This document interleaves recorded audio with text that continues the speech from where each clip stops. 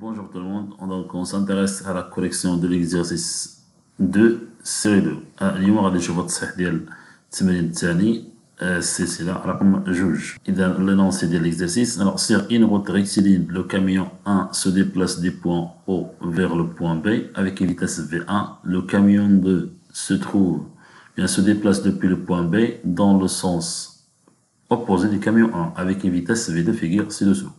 Alors le camion 1 se déplace de la gauche vers la droite avec une vitesse V1. Alors le camion 2 se déplace de la droite vers la gauche avec une vitesse V2. Alors à l'instant t est égal à 0, le camion 1 se trouve à la position O, à l'origine du report d'espace R ou I, alors que le camion 2 se trouve en position B.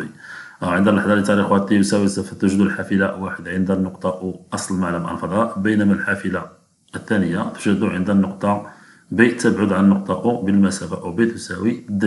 Alors la figure ci-dessous représente la variation de l'abscisse X en fonction du temps. تمثل الوثيقة أسفل تغيرات الأفصول بدلالة الزمن. إذا عندنا الشاحنة بالنسبة للشاحنة واحد وبالنسبة للشاحنة اثنان. Alors الأسئلة. Alors quel camion a commencé à se déplacer au début؟ ما هي الشاحنة التي بدأت تتحرك في البداية؟ ثانيا déterminer graphiquement la distance D qui sépare les deux camions. حدد مبيانيا المسافة الفاصلة بين الشاحنتين يعني المسافة OB. ثالثا déterminer les vitesses V1 et V2 des deux camions en kilomètres à l'heure. حدد ولا احسب قيمة السرعتين V1 و V2 بالكيلومتر على الساعة. رابعا à quel instant les deux camions se rencontrent-ils؟ في أي لحظة تلتقي الشاحنة واحد بالشاحنة اثنان وتلتقي الشاحنتين. خامسا déterminer les deux équations horaires x1 et x2 des deux camions. حدد المعادلتين الزمنيتين للشاحنتين x1 و x2 بداية الزمن. سادسا استنتج من جديد لحظة تلاقي الشاحنتين. إذا quel camion a commencé à se déplacer au début؟ ما هي الشاحنة التي بدأت تتحرك في البداية؟ إذا عند اللحظة t يساوي صفر نلاحظ بأن الشاحنتين معا بدأتا تتحركان في نفس الوقت. Alors à l'instant t est égal à 0, les deux camions ont commencé à se déplacer en même temps. عند اللحظة اللي تاريخها t يساوي صفر نلاحظ بأن الشاحنتين بدأتا تتحركان في نفس الوقت، بحيث الشاحنة واحد تتحرك من اليسار نحو اليمين والشاحنة اثنان تتحرك من اليمين نحو اليسار. Alors ثانيا déterminer graphiquement la distance D qui sépare les deux camions. Alors à l'instant t est égal à 0, le camion 1 se trouve en position O et à l'instant t égale à 0, le camion 2 se trouve en position B.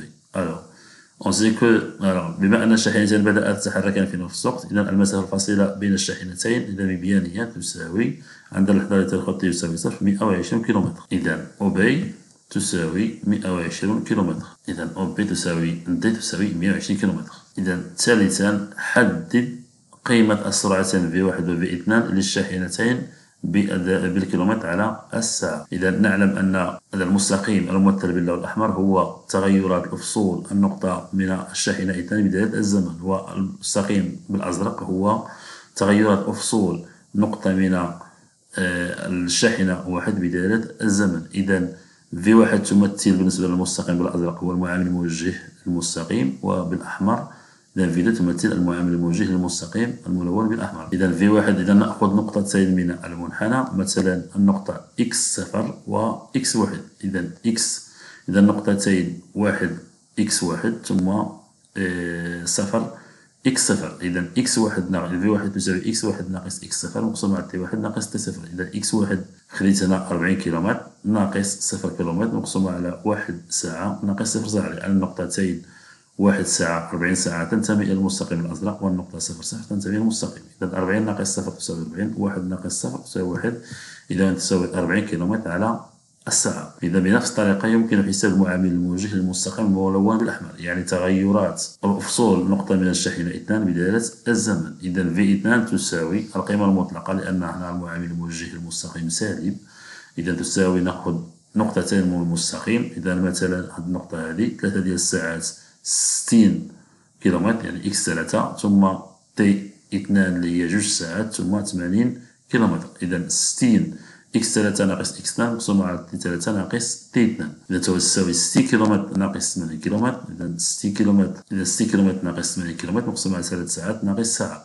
60 ناقص 80 ناقص 20 ناقص 20 مقسومة على 1 تساوي القيمة المطلقة ناقص 20 تساوي 20 كيلومتر على الساعة. إذا في جوج تساوي 20 كيلومتر على الساعة، وفي واحد تساوي 40 كيلومتر على الساعة. إذا هنا قيمة في اثنان سالبة، لأن في اثنان السرعة في اثنان هي عكس منحى المتجهة الوحيدية إي. إذا في جوج تساوي فهي سالبة بالمتجهة. إذا رابعا، أكيل انستون لي دو كاميون سو رونكونتر-تيل.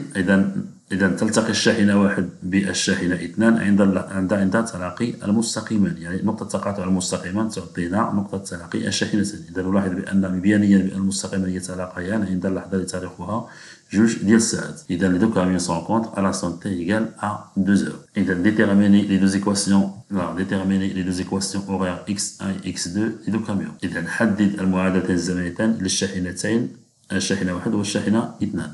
إذا بالنسبة للشاحنة واحد، إكس واحد تساوي زائد في واحد، لأن متجهة في واحد عندها نفس منحى مع إي. إذا زائد في واحد زائد إكس صفر واحد. إكس صفر واحد هو أفصول الشاحنة واحد عند أصل التواريخ، يعني عند تي يساوي صفر. إذا هنا مبيانيا عند إكس صفر يساوي صفر. ثم بما أن في واحد تساوي زائد 40، إذا تساوي إكس واحد تساوي زائد 40 زائد صفر. بالنسبة للشاحنة اثنان، إذا إكس جوج تكتب على شكل ناقص في جوج تي زائد إكس صفر جوج. إذا بماذا ناقص؟ لأن في جوج متجهة السرعة في جوج هي عكس منحى المتجهة الوحيدية لأصل معلم الفضاء إي. إذا كندير واحد ناقص هنا، الناقص في جوج تي زائد إكس صفر جوج.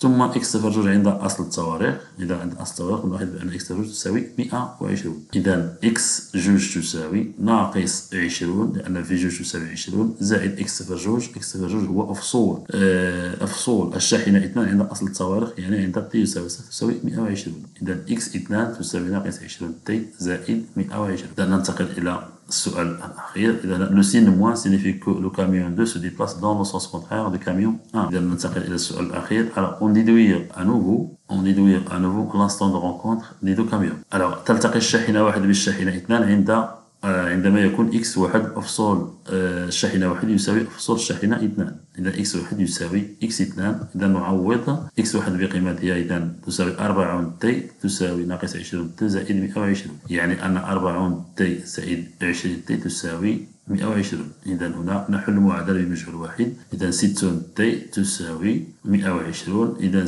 تي تساوي 120 مقسومة على 60. 120 مقسومة على 60 تساوي، يعني تي يساوي ساعتين. تي يساوي جوج ديال السوايع. إذا تلتقي الشاحنة واحد بالشاحنة اثنان عند اللحظة التي تاريخها تي يساوي جوج ديال الساعات. إذا هنا وجدنا لحظة تلاقي الشاحنتين بالطريقة الحسابية وبالطريقة المبيانية. إذا تي يساوي جوج ديال الساعات. إذا هنا مبيانيا نلاحظ بأن لحظة تلاقي الشاحنة واحد بالشاحنة اثنان هي جوج ديال الساعات، وكذلك هنا بالحساب تي يساوي جوج ديال الساعات.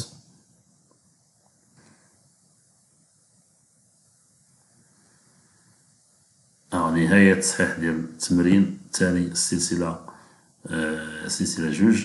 Fin de la correction. Je vous donne un rendez-vous au prochain exercice.